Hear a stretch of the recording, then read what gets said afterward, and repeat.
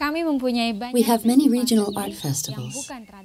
These are non-religious festivals held at specific times every year. They showcase the unique artistry of every region and village, with local arts and crafts, colorful costumes, and traditional music and dance. The festivals are a welcome chance for everyone to come together and preserve the Balinese culture. They inspire harmony between villages, each represented by their own unique style. As a child, I was very excited to take part in the festival processions. I loved the costumes and the attention. As we walked, we would smile at the bystanders. Look at us, we are so beautiful. We were children, having fun.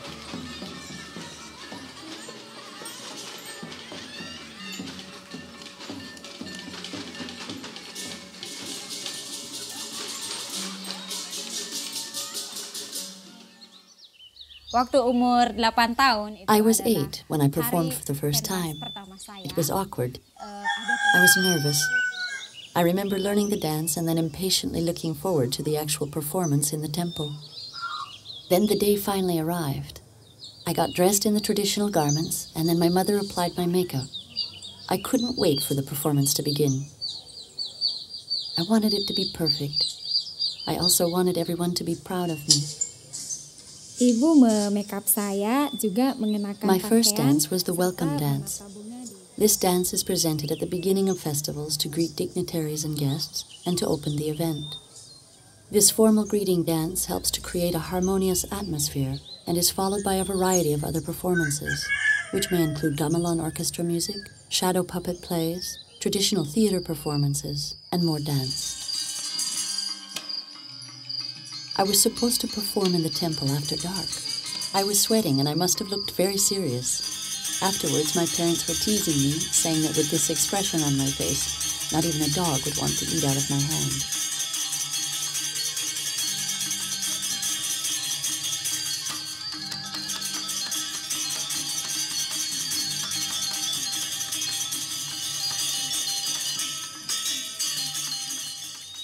Bali is not a rich country. In the villages, most people live day by day to make ends meet. This is how it was for my family. My father had a steady job with the government as a nurse, but wages were small. He always worried about having enough money to pay for food and for our education. My mother, brother, 2 sisters, and myself often helped by selling arts and crafts and fruits and vegetables. Being from a family of artists, even at our young age, we could earn money by dancing for the tourists. My father, an excellent mass dancer, also earned additional income through his performances. Children are taught to be respectful to their parents. They have to do chores around the house, like washing their own clothes, helping with the cooking and cleaning the house, but are also given freedom to play. You see, working together, everyone in the family helping out, this made us strong and kept us going, even though it wasn't easy at times.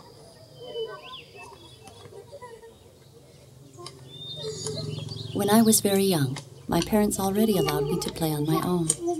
We could go anywhere in the village, but we had to be home by noon. Noon is the time when the spirits come out. My parents always told us stories about the spirits, describing them as dark, ugly, and bony. Of course, we were afraid of seeing those creatures. As soon as we saw the sun directly overhead, we'd run home. We would do the same at sunset. That's another time when the spirits are known to come out. When we were back home, we would feel happy because we were safe. It is important to introduce children to religion, tradition, and culture very early in their lives. Hindu is the predominant religion here and actively practiced by most Balinese. Religion and tradition are the cornerstones of all our daily activities. We pray and make offerings to the gods, asking for their blessing. In the Hindu religion, we have a word called nuasen, a special offering and prayer to bless the day you've chosen for some new endeavor. We do nuasen before we learn a traditional dance, create a new dance, or musical composition. After this, we pray to God to give us taksu. Here we are asking for a special kind of spiritual power and strength to bless the new endeavor. Let's say you were to see a powerful performance by a dancer. You could say he or she has taksu.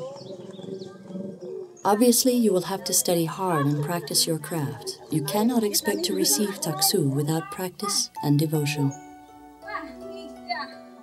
By the time a young dancer turns 6 or 7, he or she should begin to study dance more formally. At this age, they have very receptive minds, and their bodies are still young and nimble. Balinese dance is very complex, and the intricate body movements and expressions can take many years to master. In the beginning, I teach only the basic dance movements, not their meaning, the important spiritual elements. I want their bodies to adapt to the movements through constant repetition, learning to utilize the energy of the body and spirit. At the end of this long learning process, when the students are able to combine the strictly technical aspects with their own personal style, making it both formally correct but stylistically unique as well, that is when they know the dance has become part of them.